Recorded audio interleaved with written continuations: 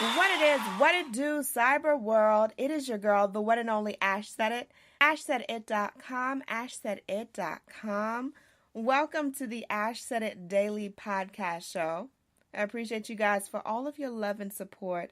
Over 1,100 episodes, 500,000 streams worldwide. None of this would be possible without you guys, so I thank you so very much for everything. Makes a huge, huge difference. Today, we are talking with the first Miss USA to actively serve in the military, the beautiful Deshauna Barber. Hey, Deshauna. Hello, hello. Thank you so much for having me. Thank you so much for joining us today, Deshauna. Let our audience know, where are you from? Where do you represent? Well, I'm from Washington, D.C. That's where I've been living since graduating from high school. But everyone says, Deshauna, where are you from? Where you originate? I'm an Army brat, so I've kind of lived all over the country. But I was born in Georgia, spent some time in North Carolina, Minnesota, Nebraska, Virginia, and then landed in D.C., where I currently reside. Okay, all right. We appreciate those ATL ties. You know, we're holding down the A-Town. Yeah, holding it down. All right. As a kid, Deshauna, what was your dream career? What did you want to be? I always wanted to be the businesswoman. Like, I always envied looking online and seeing, or even movies rather, seeing women of color that are like really in high places. One of my favorite movies, actually, I think it was Two Can Play That Game. I love Vivica Fox and Gabrielle Union, and I just love seeing them with their briefcases, their suits, like walking into work. So, yeah, when I was younger and a teenager, I always saw myself as a businesswoman for sure. And I eventually decided to join the military as well, so that kind of became a passion for me. But at the end of the day, I always wanted to be CEO of a company and just be running my own business. Now, as a powerful woman in the military, when you first joined, what were some of the obstacles that you felt were in line for you? That I actually experienced, or what I thought was going to happen? What you experienced? What actually happened to you? Oh, okay. Yeah, I mean, it's a lot of things that happen, not only as a woman, but as a Black woman. There can be a lot of bad apples, and really in any organization, but especially in the military, because it still is very structured and it's very old school. So, you still have to deal with discrimination at times with certain people. You have to deal with sometimes with people who believe that because you're a woman or because you're a Black woman, you're not capable of doing certain things. So it's a lot of proving ground type situations that happen. But once you make your way up the ranks, you get a lot less obstacles, which is good. So I've been in for 7 years now, and I'm a captain at this point. So I have a lot less obstacles and proving that I need to do now versus when I was a lieutenant or of a lower rank. So that is good. That I've looked, every day gets easier. But it's like any other organization. I dealt with it a lot in the government, where you're just dealing with people that don't think that you're capable, don't think you're smart enough or strong enough, and all these other things. So it can be frustrating, but it is life at this point. Yes, and you've done it with such finesse and grace. I've been seeing those headshots you got there, girl. Go ahead, show it off. So you I do what I can, honey. Yes, we're definitely proud of you. I'm proud of you. As a Black female in the U.S. of A. and in the military, you have done it and then some. So we applaud that. Now, as time was going on, what piqued your interest to enter Miss USA pageant? I was actually working in Target. I was 19 years old. It was between my freshman and sophomore year at Virginia State, and a lady literally randomly walked up to me when I was folding clothes.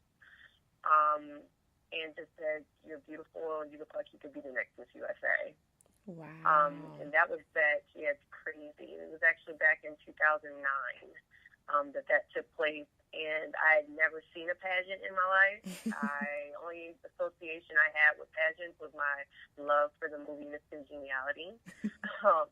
So I really had no exposure to pageants. All I knew was military because my family's military. So this amazing woman walked up to me. She became my first coach, actually. Wow. And she convinced me that I could be Miss USA. And clearly she was very convincing because right after walking up to me around 3 months later, I entered into my very first pageant. And for 6 years straight, I lost every year the state pageant until my 7th year, which was my last year of eligibility, because in pageants, or at least in the Miss USA system, you aged out at 27. So on my 7th try, which was my last year of eligibility, I won Miss DC. And that's when I went on to win, Miss USA, of course. But the frustration when it comes to pageants or even getting to the Miss USA stage, people don't understand you have to win your state first. And the state can be just as competitive as the national level for some states. But it was hard. It was a long process, but I obviously did it. And it was fun because I've always been a tomboy, and I still am a tomboy. But I think that, there's sort of an alter ego in Deshauna, where sometimes I like dressing up and putting on the pretty dresses and wearing the heels and all that. So it kind of just gave me a chance to get in touch with this feminine side that I never knew existed until first competing. Yes. All right, you guys. So we're going to take a brief break. When we come back, we're talking more with Miss Deshauna Barber, and we're going to touch on that moment that it happened. Yes, she was crowned Miss USA. All right. So hang tight. We'll be right back, you guys. Did you know that some foods can cause weight gain, body aches, and extreme fatigue? These are just some of the symptoms of food intolerance. Well, what is food intolerance? Food intolerance can occur when the body cannot properly digest certain foods. This can result in acid reflux, migraines, and so many other painful issues. How do you find out what foods are causing this irritation? It's easy. Pinner Test. With 500,000 satisfied clients worldwide, Pinner Test is the #1 way of identifying foods that may be causing discomfort. This simple at-home kit is easy to use with results usually within 2 weeks via email. It's that simple, all right? What are you waiting for? Go visit pinnertest.com and use my special promo code AshSaidIt for your discount today. Welcome back to the Ash Said It Daily podcast show. We're talking with Miss USA 2016, Deshauna Barber. So, Deshauna, let's take you back. 2016, and you're on the stage. You got that other young lady that's next to you, and they call your name. What's going through your mind? Ooh, pure grade shock.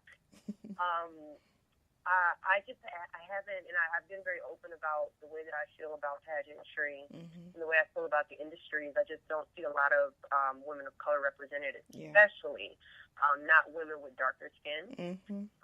So I just really went there with all intentions on saying I competed for Miss USA. I had absolutely no feeling that I was going to win that day. So I was very shocked. And the last person to win Miss USA that even remotely looks like me in terms of my skin color is Kenya Moore, and that was back in, 93? So it's just been a long time. And we're the only 2 dark-toned women to ever win Miss USA. So it's just, there's not too many of us, and I just wasn't expecting it. So when they called District of Columbia, I was crying my eyes out. I was 100% shocked. And I couldn't believe that they crowned me. And this is and people say, why do you say that? Why do you say that? Like you're really underestimating yourself. Listen, when you don't see people represented, like, if you don't see people that look like you represented, it's very easy to think that you're not able to break that trend. It's very easy to believe that. So like I said, when they called District of Columbia, I was shocked.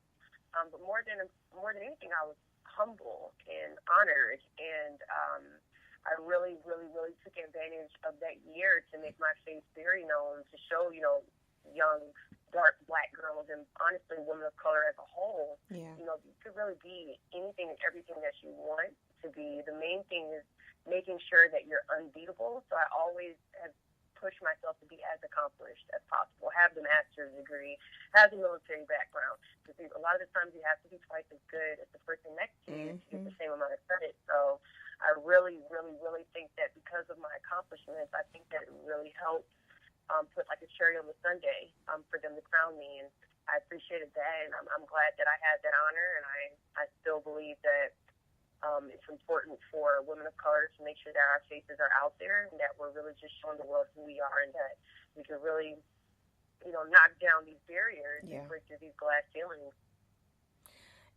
What would you say has been the biggest misconception about pageants? Is like, be it that you've gone through this experience now of going and doing several pageants and then going through with Miss USA, what would you say is one of the biggest misconceptions? Well, I definitely think that there's two for me that I've noticed, especially since being crowned. It was always this stereotype that pageant girls aren't smart, and I think that it's unfortunate that that stereotype is kind of in place. When people find out, oh, you have a master's degree, they're thinking it's in basket weaving or something. No, it's in computer information systems. I'm a computer whiz. Yes. I like computers and I like technology. So, a lot of people that were very shocked at my education, and a lot of people believe that pageant girls are mean too. Like, oh, were they trying to put bleach on your dress when you were at the competition? Were they really, mean and upset all the time like that? No, one of my best friends I met at Miss USA. She was my roommate from Kansas, actually, Vicki Wiggins, or Vicki Moore now. She just got married. But I've met some of my best friends at Miss USA. And honestly, throughout pageants as a whole, my whole pageant career, I've met some of my closest friends through pageants. And I hate that there's the stereotype based on the fact that most pageant girls are mean, and they're really not. They're the most beautiful, amazing, and sweet and kind-hearted women I've ever met in my life happen to be in pageants. Last but certainly not least, what advice can you offer to any young girls that want to make a difference in the world? I would say go for it, and honestly, just don't wait on approval. I think Issa Rae mentioned it. No, it wasn't Issa Rae. Jackie Dana at BeautyCon in New York mentioned that sometimes when you have to chase your dreams and you're going after your dreams, sometimes some family and friends aren't with it. They're not for it. They're not your biggest support system. It's no knock on their head, but it's just sometimes the people that you expect to support you don't support you, and sometimes it steers you away from the things that you want to do the most in life. So that's been an experience of mine when competing with pageants. A lot of my family, I think that's just sometimes the family structure is like, why would you spend this much money on a pageant of all things? So I just didn't have as much support as I wanted from certain family members for pageants.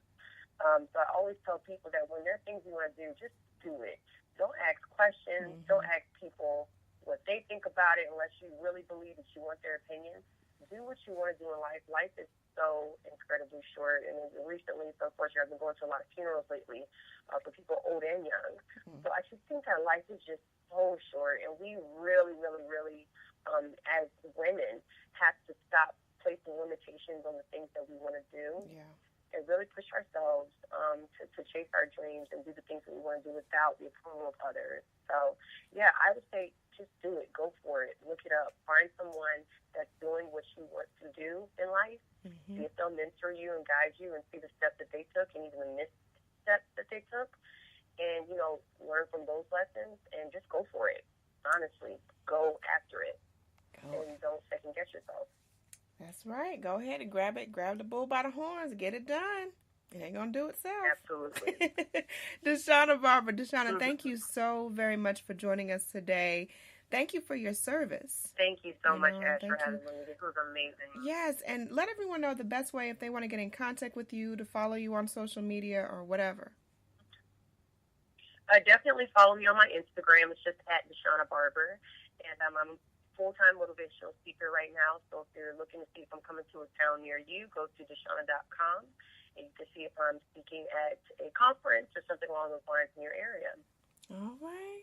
Feeling that. Appreciate that. Deshauna got that melanin popping. Loving that. You know what I'm saying? Good vibration, sister. Much more success to you 2018 and beyond. You got our full support. I'm holding down the A-Town. So next time you got some stuff coming in the A-Town, let me know. And we'll hook some stuff up.